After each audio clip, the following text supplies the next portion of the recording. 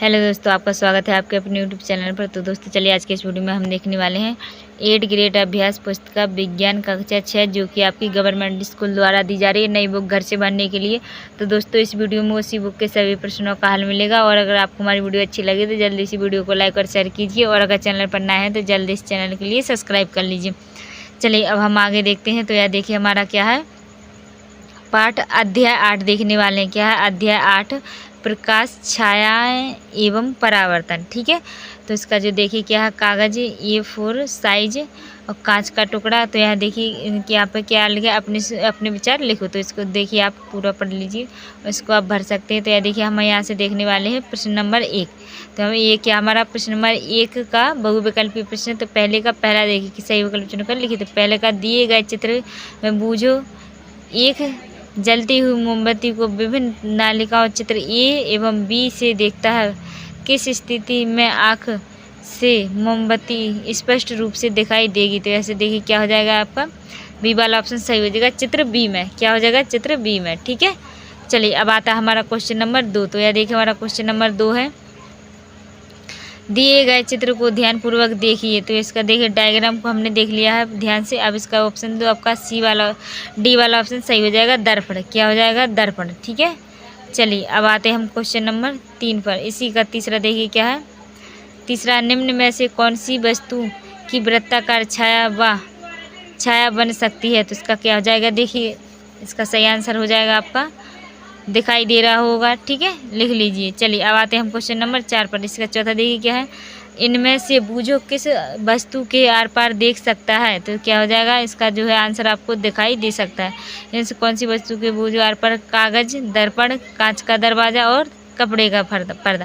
तो इसका सी वाला ऑप्शन सही हो जाएगा। क्या हो जाएगा, कांच का दरवाजा। ठीक है, चलिए अब आता है आपका पाँचवा, बूझो सूर्य के सामने खड़ा है तब बूझो की छाया बनेगी। तो देखिए क्या है, बूझो के पीछे की ओर, बूझो के सामने की ओर, बूझे के दाईं ओर, बूझे के बाईं ओर। तो इसका क्या हो जाएगा, ए वाला ऑप्शन सही हो जाएगा, बूझो के पीछे की ओर। ठीक है, चलिए अब आते हैं हम क्वेश्चन नंबर पहले के दूसरे पर। क्या पाते हैं, किस पर आते हैं, पहले के दूसरे पर, यानी कि रिक्त स्थानों पर। ठीक है, तो यदि दिए गए शब्दों में से चुनकर रिक्त स्थानों की पूर्ति कीजिए। तो इसका देखिए क्या है आपका पहला, देखिए इसमें नंबर गलत डरेंगे तो ये आपका क्या है, पहला है। ठीक है, पहला का जो देखिए क्या है, इसमें जो इसका आंसर हमने भर दिया है, ये दूसरा, तीसरा, चौथा, पाँचवा। तो इन सभी के जो है आंसर हमने भर दिए हैं। आप इन्हें आराम से भर सकते हैं, कोई जल्दबाजी नहीं है। ठीक है, तो इनके सबके जो है आंसर आपको दिखाई दे रहे होंगे, भर लीजिए। चलिए अब आते हैं हम क्वेश्चन नंबर 2 पर।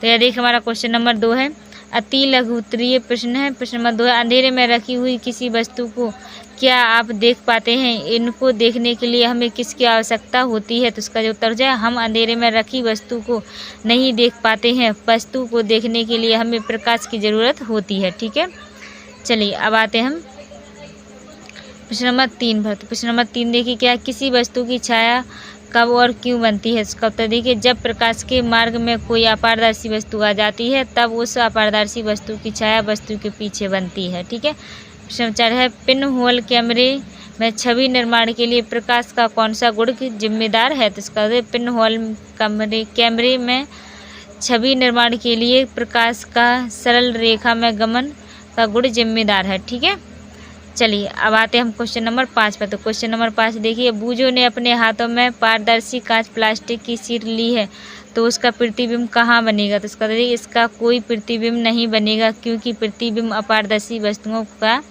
बनता है, ना कि पारदर्शी वस्तुओं का। ठीक है, चलिए अब आते हैं हम क्वेश्चन नंबर 6 पर।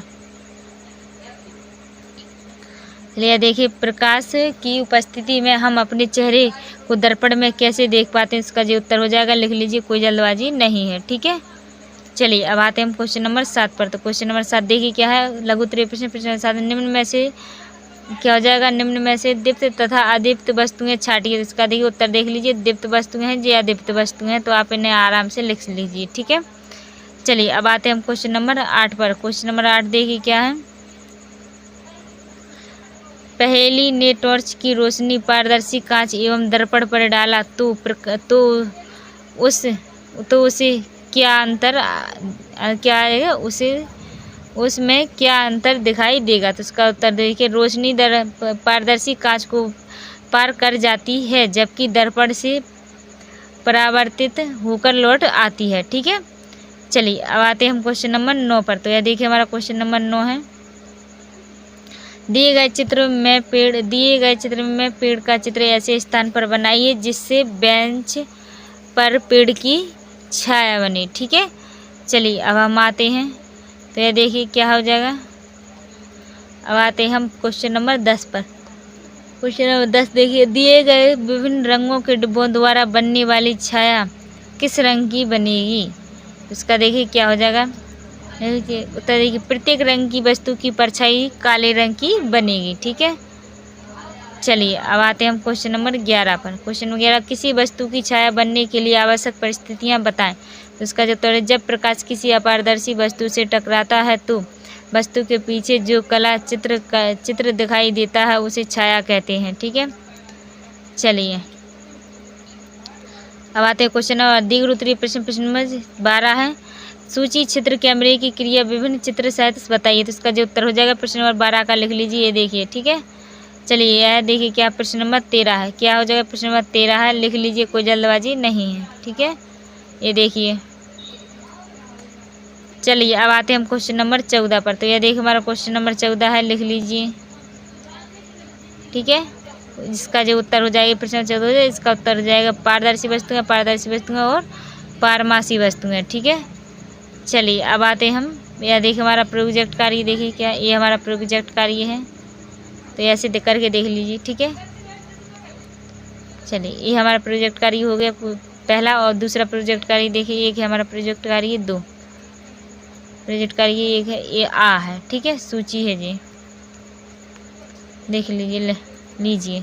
चलिए आपका जो प्रोजेक्ट कार्य 1 और 2 जो है, देखिए मैंने बता दिया है। आप देखिए प्रोजेक्ट कार्य का बा क्या हो जाएगा जी, बा हो जाएगा। ठीक है, प्रोजेक्ट कार्य एक पेरिस्कोप का चित्र बनाई व उपयोग लिखिए। ठीक है, तो इसका जो है देखिए मैंने लिख दिया, आप अन्य आराम से लिख सकते हैं, इसका जो आंसर लिख लीजिए। चलिए दोस्तों, इसी के साथ हम वीडियो का एंड करते हैं, और अगर आपको हमारी वीडियो अच्छी लगी है तो जल्दी से वीडियो को लाइक और शेयर कीजिए, और अगर चैनल पर नए हैं तो जल्दी इस चैनल के लिए सब्सक्राइब कर लीजिए। चलिए दोस्तों, मिलते हैं अगली वीडियो, जब तक के लिए जय हिंद जय भारत।